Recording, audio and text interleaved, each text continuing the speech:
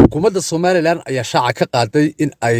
diyaarinayso amase ay qorshaha ugu jirto sidii dalka looga hirgeli lahaa adeeg koronto oo qiimihiisu aad u hooseeyo iyada oo laga duulayo amase laga dhalinayo adeegaasi koronto waxyaabaha dabiiciga ah ee dalka laga helayo sida tamarta cadceedda dabaysha iyo weliba dhuxul dhagaxda sidaasina waxaa sheegay wasiirka wasaaradda macdanta iyo tamarta jamhuuriyadda Somaliland jaamac maxamuud cigaal oo maanta wariyaasha kula hadlay xafiiskiisa magaalada Hargeysa waxaanu dhinaca kale wasiirku faahfaahin ka bixiyay waxyaabaha saldhigga u ah amase sababta u ah cabashada inta badan ka taagan adeega korontada ee magaalo xebeedka Berbera halkaasi oo uu sheegay in laga hirgeliyay adeeg koronto oo aad u fiican hase ahaatee heerkii loogu talagalay aan joogin siyaasadda wasaaraddu waxa weeyaan in dib loo habeyn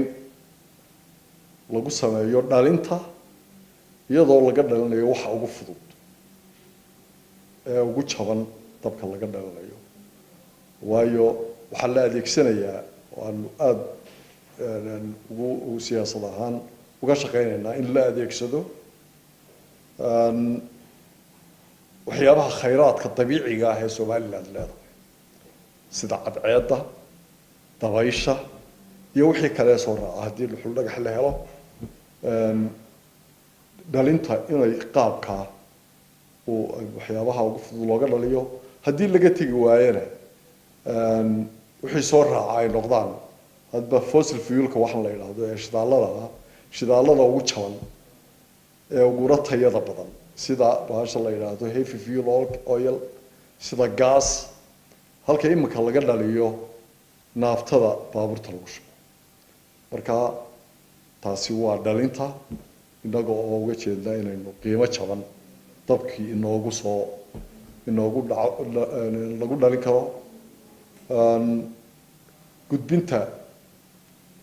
gebigeedaba wadankeena wax gudbin runtii la yiraahdo oo rasmi ah oo ka jira ma jiro oo transmission lines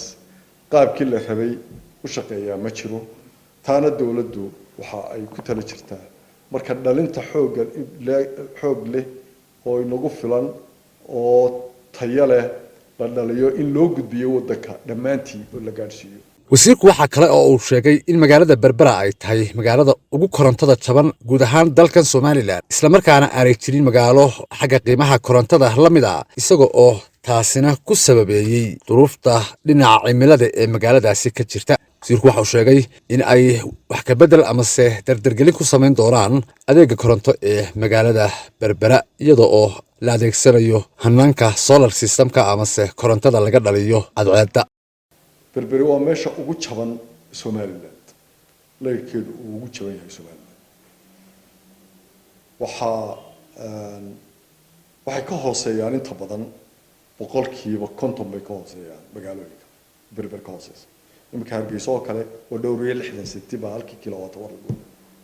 laakiin Berbera waa 30 senti marka halfna ka badan inta ka hooseysa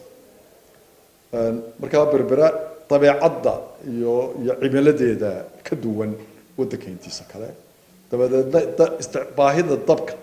iyo isticmaalka leydhka ayaa ka badan qofka Berbera jooga wuxuu u baahan yahay leydh ka badan ka Hargeysa jooga u baahan yahay marka taasaa keenaysa qaylada laakiin qaali wadanka dheer yahay maaha imbeje Berbera waa meesha ugu leydhka jaban nasiib darradu waxa weeyaan waxa laga hirgeliyay dab dhalin ku shaqeynaysa solarka oo dabka ku dhalinaysa oo fara badan imika 10 megawatt ayaa ka dhisan laga rakibay oo 7 megawatt xukuumaddu leedahay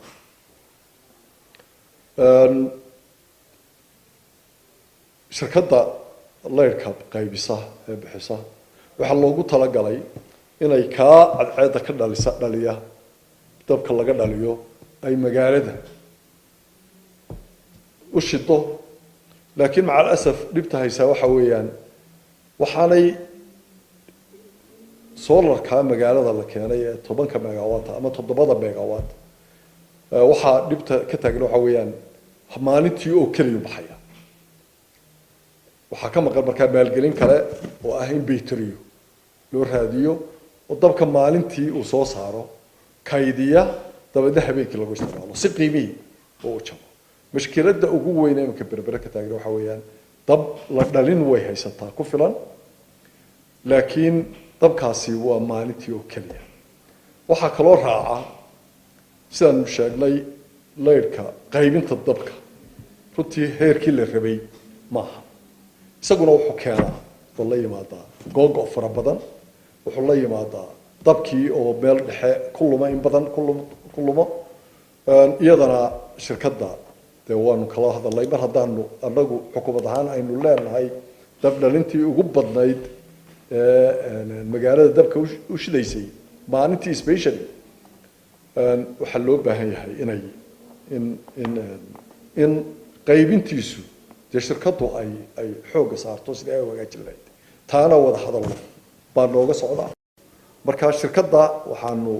ka wada hadlaynaa imika noo socda sidii dib u habayn laxaadle ay ugu samayn lahaayeen qaybinta